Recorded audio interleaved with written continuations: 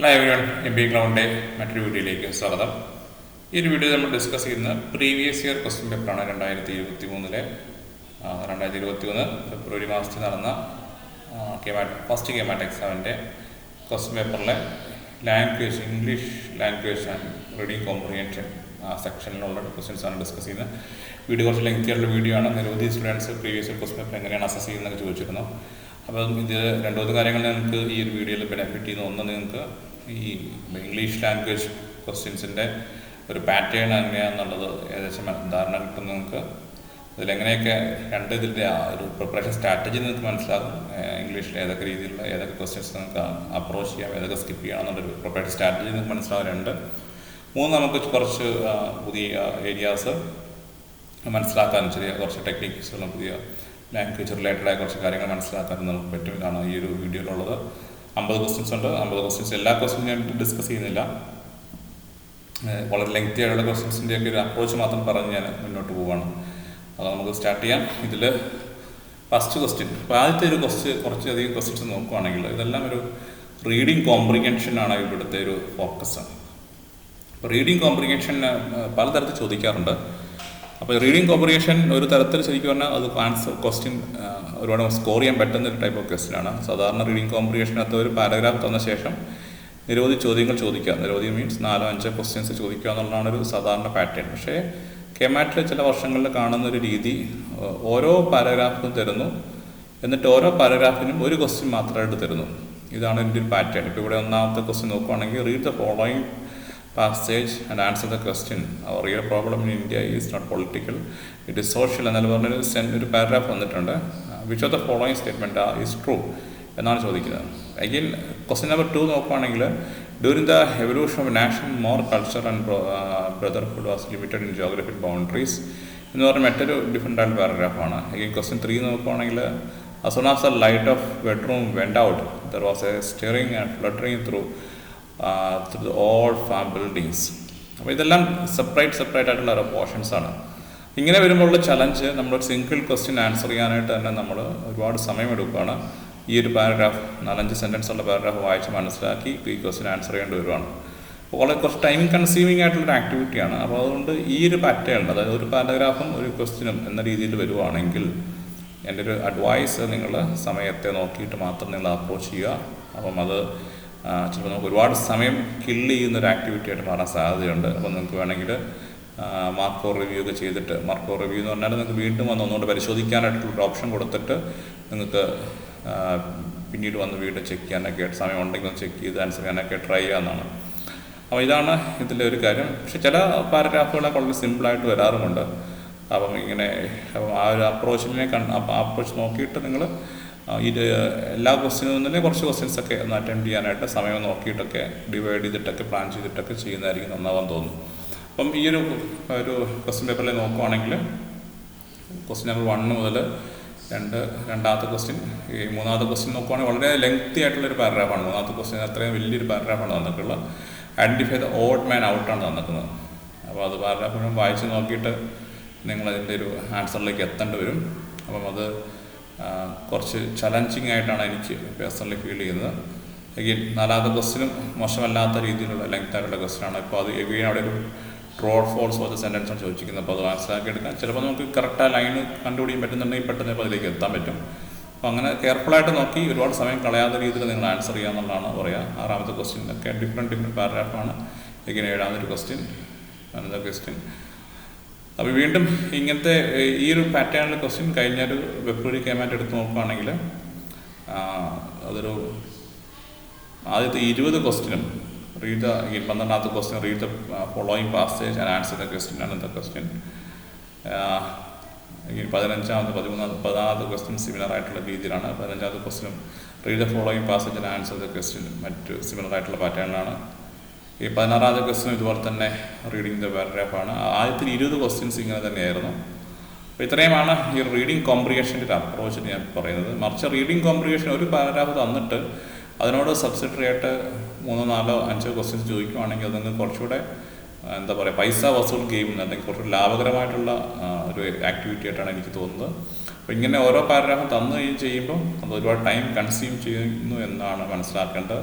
അപ്പോൾ അതൊരു ഇങ്ങനെ ക്വസ്റ്റ്യൻസ് വരുന്നുണ്ടെങ്കിൽ ഇത് മനസ്സിൽ കണ്ടുകൊണ്ട് വേണം നിങ്ങളതിനെ അപ്രോച്ച് ചെയ്യാനായിട്ട്. അപ്പോൾ ഇതിനെയാണ് റീഡിങ് കോംപ്രിഹെൻഷൻ്റെ രണ്ട് ഇത് ചോദിക്കാറുണ്ട്. ഓരോ ക്വസ്റ്റിനും ഓരോ പാരഗ്രാഫിനും ഓരോ ക്വസ്റ്റ്യൻ വെച്ച് ചോദിക്കാറുണ്ട്. ഒരു പാരഗ്രാഫ് വന്നിട്ട് 3-4 ക്വസ്റ്റ്യനായിട്ട് ചോദിക്കാറുണ്ട്. അപ്പോൾ ഇതിൽ ഓരോന്നിനെയും നമ്മൾ ശ്രദ്ധാപൂർവ്വം അപ്രോച്ച് ചെയ്യുക എന്നുള്ളതാണ് ഞാൻ നിങ്ങളെ ഓർമ്മിപ്പിക്കാനായിട്ട് ആഗ്രഹിക്കുന്നത്. ഇനി നമുക്ക് മറ്റു ക്വസ്റ്റ്യൻസിലേക്ക് നോക്കാം. കഴിഞ്ഞ തവണ പിന്നീട് വന്നൊരു മറ്റൊരു ക്വസ്റ്റ്യൻ 21 മുതലുള്ള ക്വസ്റ്റ്യൻ ആണ് convert the given sentence in to indirect speech. Indirect speech നമുക്കറിയാം. അപ്പോൾ ഡയറക്റ്റ് സ്പീച്ച് നമ്മൾ സാധാരണ നമ്മളൊരു ഡയലോഗ് ഡയറക്റ്റ് പറയുന്ന പോലെ തന്നെ ഇന്നയാൾ ഇന്ന കാര്യം പറഞ്ഞു എന്നൊക്കെ പറയുമ്പോൾ ഒരു സിംഗിൾ കൊട്ടേഷൻ മാർക്കിനൊക്കെ തരുന്നതിനാണ് ഡയറക്റ്റ് സ്പീച്ച് എന്ന് പറയുന്നത്. അപ്പോൾ അതിന് വേറെ രീതിയിൽ റിപ്പോർട്ട് ചെയ്ത ലാംഗ്വേജിൽ വരുമ്പോഴാണ് റിപ്പോർട്ടഡ് അല്ലെങ്കിൽ ഇൻഡയറക്റ്റ് സ്പീച്ച് എന്ന് പറയുന്നത്. അപ്പോൾ ഈ തന്നിക്കുന്ന sentence call the first witness said the magistrate, ഇതാണ് സെൻറ്റൻസ്. ഇതിനെ നമ്മളൊരു ഇൻഡയറക്റ്റ് സ്പീച്ചായിട്ട് മാറ്റണം, അത് റിപ്പോർട്ടിംഗ് ലാംഗ്വേജിലേക്ക് മാറ്റണം. അതാണ് ഇവിടുത്തെ ചോദ്യം. ഓക്കെ, അപ്പോൾ ഇതിൽ എങ്ങനെയാണ് മജിസ്ട്രേറ്റാണ് പറയുന്നത്. മജിസ്ട്രേറ്റിൻ്റെ പറച്ചിൽ എന്ന് പറയുമ്പോൾ അത് ഓപ്ഷൻസിലേക്ക് നോക്കി നമുക്ക് ആൻസറിലേക്ക് എത്താൻ പറ്റും. മജിസ്ട്രേറ്റ് ഈ shouted, magistrate requested, magistrate argued, urged, magistrate commanded. കുറച്ചുകൂടെ സൂട്ടബിൾ ആയിട്ടുള്ള ടൈം കമാൻഡഡ് എന്നാണ് നമുക്ക് ഏകദേശം ഐഡിയ കിട്ടും. അപ്പം അത് കിട്ടിയാൽ തന്നെ നമുക്ക് ആൻസറിലേക്ക് എത്താൻ പറ്റുന്ന റൈറ്റ് ആൻസർ ഡി ആണ്. അപ്പോൾ magistrate commanded them to call the first witness. അപ്പോൾ ഇപ്പോഴാണ് ഈ ഒരു റിപ്പോർട്ടഡ് ലാംഗ്വേജ് അല്ലെങ്കിൽ ഇൻഡയറക്റ്റ് സ്പീച്ചിലേക്ക് എത്തുന്നത്. ഓക്കെ, സെക്കൻഡ് 22ാമത്തെ ക്വസ്റ്റ്യൻ ഇതേ പാറ്റേണിൽ തന്നെയാണ്. Convert the sentence in given in the question to indirect സ്പീച്ചാണ്. Vanessa said how clever I am എന്ന് പറയാം. വെനീസ സെഡ്, വെനീസ എക്സ്ക്ലെയിംഡ്, എല്ലാ ഓപ്ഷനിലും എക്സ്ക്ലെയിംഡ് ഉണ്ട്. Exclaim that she was very clever എന്നുള്ളതാണ് അതിൻ്റെ റൈറ്റ് ഓപ്ഷനായിട്ട് വന്നിരുന്നത്. എക്സ്ക്ലെയിംഡ്. അപ്പം എക്സ്ക്ലെയിംഡ് ഉണ്ട്, ഹാർഡ് എക്സ്ക്ലെയിംഡ് ഉണ്ട്, പിന്നെ വാസ് എക്സ്ക്ലെയിംഡ് ഉണ്ട്. ഇതിൽ വാസ് എക്സ്ക്ലെയിംഡ് എന്ന് പറയേണ്ട ആവശ്യമില്ല. അതായത് എക്സ്ക്ലെയിം ചെയ്തു എന്നാണ് പറയുന്നത്. എക്സ്ക്ലെയിം ചെയ്യപ്പെട്ടു നമ്മൾ ഒരിക്കലും പറയത്തില്ല. അപ്പോൾ ഏതായാലും വെനീസ സെഡ് എന്നുള്ളത് കൊണ്ട് തന്നെ എക്സ്ക്ലെയിംഡ്, വെനീസ ഹാർഡ് സെഡ് അല്ലാത്തതുകൊണ്ട് സെഡ് എന്നുള്ളത് തന്നെ എക്സ്ക്ലെയിംഡ്. അപ്പോൾ ആ അർത്ഥത്തിൽ നമ്മൾ ഓപ്ഷൻ എയിലേക്ക് എത്തുന്നു. അപ്പോൾ ഡയറക്റ്റ് സ്പീച്ച്, ഇൻഡയറക്റ്റ് സ്പീച്ച് ഒരു ഇമ്പോർട്ടൻറ്റ് കാറ്റഗറിയാണ്. അപ്പോൾ അങ്ങനത്തെ സാമ്പിൾ ക്വസ്റ്റ്യൻസ് ഇവിടെ കൊടുത്തിട്ടുണ്ട്. ഞാൻ എല്ലാത്തിനും എന്നെ ഡിസ്കസ് ചെയ്യുന്നില്ല. അപ്പോൾ അങ്ങനെ ഒരു direct speech to indirect speech, അല്ല നേരെ തിരിച്ചുണ്ടായിരുന്നു. ഇൻഡയറക്റ്റ് സ്പീച്ച് ടു ഡയറക്റ്റ് സ്പീച്ചും ഉണ്ടായിരുന്നു. അനദർ ക്വസ്റ്റ്യൻ 26ാമത്തെ ക്വസ്റ്റ്യൻ നോക്കിയാൽ നോക്കുന്നത് convert the given sentence in to direct സ്പീച്ചാണ് പറയുന്നത്. Gets lecture said that it gave great pleasure to be there that evening. അപ്പോൾ ഇവിടെ എന്താണ് ഗസ്റ്റ് ലെക്ചർ, അത് ഇപ്പോൾ ഇൻഡയറക്റ്റ് സ്പീച്ചിലാണ് തന്നേക്കുന്നത്. ഇപ്പോൾ ഡയറക്റ്റ് സ്പീച്ചാക്കി മാറ്റുകയാണ്. Guest lecture said it gives me great pleasure to be here this evening. അപ്പോൾ ഇതാണ് എൻ്റെ ഡയറക്റ്റ് ആയിട്ടുള്ള ആൻസർ എന്നുള്ളത്. It gives me great pleasure. അപ്പോൾ ഇറ്റ് ഗീവ് മീ എന്നല്ല, ഇറ്റ് ഗീവ്സ് മീ എന്നാണ് സിംഗുലറായിട്ട് പറയുന്നതുകൊണ്ട് ഇറ്റ് ഗീവ്സ് മീ എന്നുള്ളതാണ്. അപ്പം that is the right answer. കാരണം ഇറ്റ് ഗേവ് എന്നുള്ളതാണ് ഇവിടെ കൊടുത്തേക്കുന്നത്. അപ്പോൾ അതുകൊണ്ട് ഡയറക്റ്റ് പറയുമ്പോൾ ഇറ്റ് ഗീവ് അല്ല വരുന്നത്, ഇറ്റ് ഗിവ്സ് ആണ് വരുന്നത്. അതുകൊണ്ട് ഓപ്ഷൻ എ അല്ല, ഓപ്ഷൻ ബി വരുന്നു, ഓപ്ഷൻ റൈറ്റ് ആയിട്ട് വരുന്നത്. അപ്പോൾ ആ രീതിയിൽ നേരെ തിരിച്ച് ഇൻഡയറക്റ്റ് ഡയറക്റ്റ് ഉള്ള ക്വസ്റ്റ്യൻസ് 5 ഉണ്ടായിരുന്നു. ചില വർഷങ്ങളിൽ ഞാൻ ചോദിക്കാറുണ്ട്, ചില വർഷങ്ങളിൽ ചോദിക്കാറില്ല. പക്ഷേ ഡയറക്റ്റ് ഇൻഡയറക്റ്റ് ഏതെങ്കിലും ഒന്ന് ചോദിച്ച വർഷങ്ങൾ വളരെ കൂടുതലാണ്. അപ്പോൾ ആ ഒരു പാറ്റേൺ ഓഫ് ക്വസ്റ്റ്യൻസൊക്കെ ഒന്ന് പ്രിപ്പയർ ചെയ്യുന്നത് നല്ലതാണ്. അതിൻ്റെ മെത്തഡോളജിയൊക്കെ. ഓക്കെ, മറ്റൊരു പാറ്റേണിലേക്ക് നോക്കാം. ഞാൻ ഒരുപാട് ലെങ്ത്ത് ആയിരിക്കാനായിട്ട് ഞാൻ ഓരോ പാറ്റേണും ഈ ക്വസ്റ്റ്യൻസ് നിങ്ങൾ പരിചയപ്പെടുത്തുന്ന അർത്ഥത്തിലാണ് കുറച്ചുകൂടി സ്പീഡിൽ പോകുന്നത്. മറ്റൊരു ക്വസ്റ്റ്യൻ ഇവിടെ തന്നിക്കുന്ന ക്വസ്റ്റ്യൻ ഇൻസ്ട്രക്ഷനായിരിക്കും നോക്കാവുന്ന. ഇൻസ്ട്രക്ഷൻ തന്നിക്കുന്നത് ഇങ്ങനെയാണ്. Instruction is that the following question has 2 blanks each indicating something has missing. അപ്പോൾ 2 ബ്ലാങ്കുകളുണ്ട്, അത് രണ്ടും പ്രോപ്പറായിട്ടുള്ള വേർഡ് വെച്ച് ഫില്ല് ചെയ്യുക എന്നുള്ളതാണ്. When we work continuously dash several hours we feel very tired and unless we have some break we cannot carry dash and our health may be injured എന്നുള്ളതാണ് തന്നിക്കുന്നത്. ഇവിടെ ഫോറും ഓണും ഒക്കെ തന്നിട്ടുണ്ട്. അപ്പോൾ അൺലെസ് വെൻ വി വർക്ക്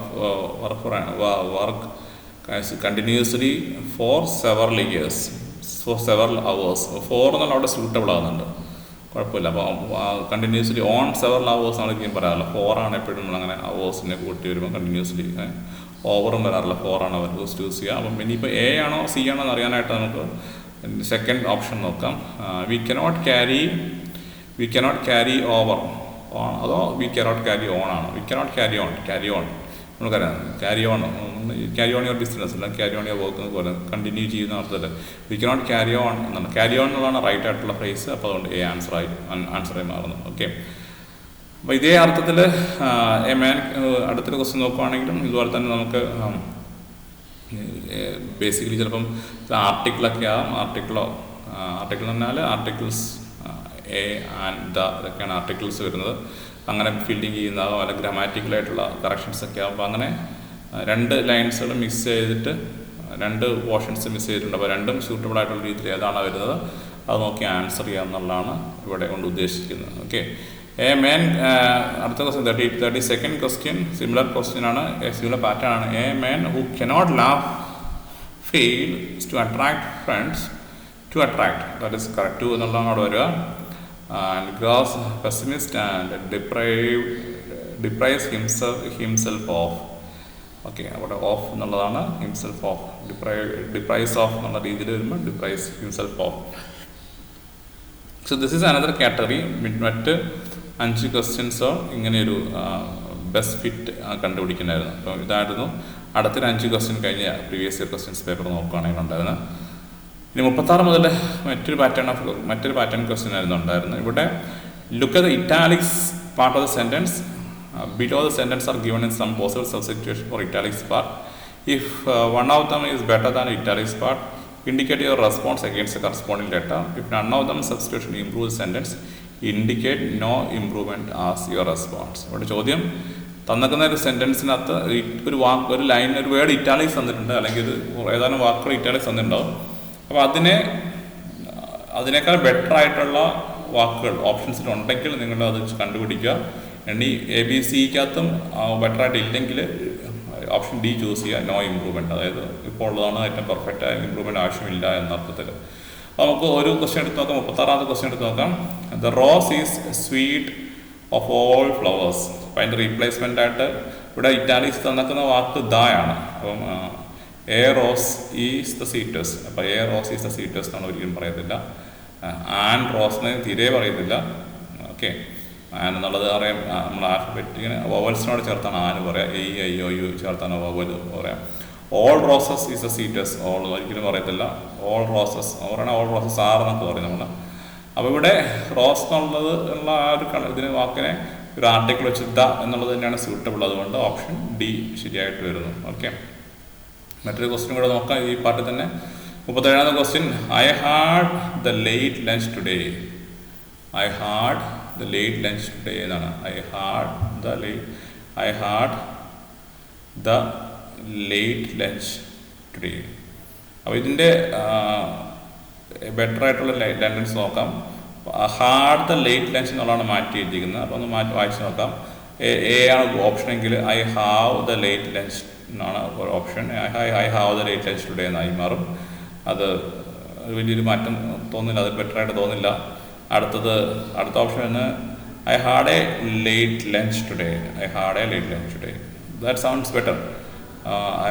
സാധാരണ നമ്മൾ had the late lunch എന്നല്ല, had A late lunch എന്നാണ് അർത്ഥമില്ല. എ ആണ് അവിടെ സ്യൂട്ടബിൾ ആയിട്ട് വരാറ് നമ്മൾ ഇതാക്കി വരാറായിട്ട്. അപ്പം I had A late lunch, I had A good time, have A good time, I had A late lunch. ആ അർത്ഥത്തിൽ അത് ഇതാക്കി വരെ നമ്മൾ കുറച്ചുകൂടി സ്യൂട്ടബിൾ ആകുന്ന എ ലേറ്റ് ലഞ്ച് എന്നുള്ളതാണ്. അതുകൊണ്ട് ബി നമ്മൾ ഓപ്ഷനായിട്ട് എടുക്കുന്നു.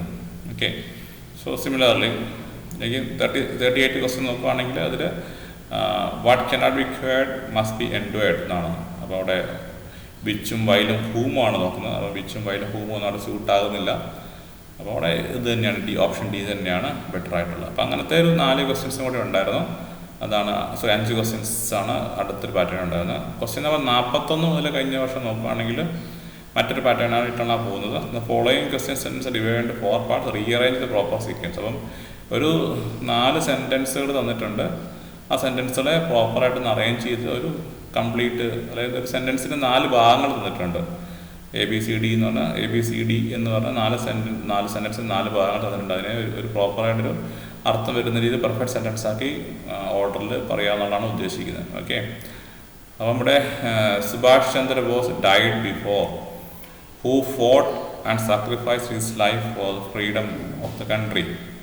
His aim was achieved and yet, അടുത്തൊരു portion, he will always remembered as a great hero എന്ന രീതിയിലാണ് തന്നിട്ടുള്ളത്.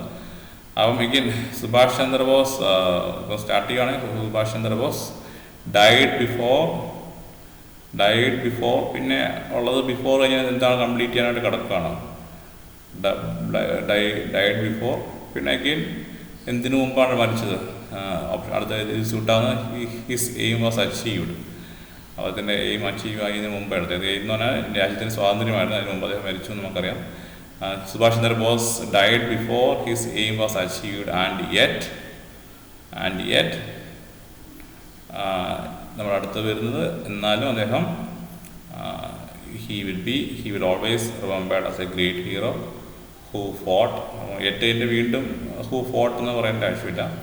അപ്പോൾ അതുകൊണ്ട് എ കഴിഞ്ഞാൽ പിന്നെ സി വരുന്നു, സി കഴിഞ്ഞാൽ പിന്നെ ഡി വരുന്നു, ഡി കഴിഞ്ഞാൽ പിന്നെ ബി വരുന്നു.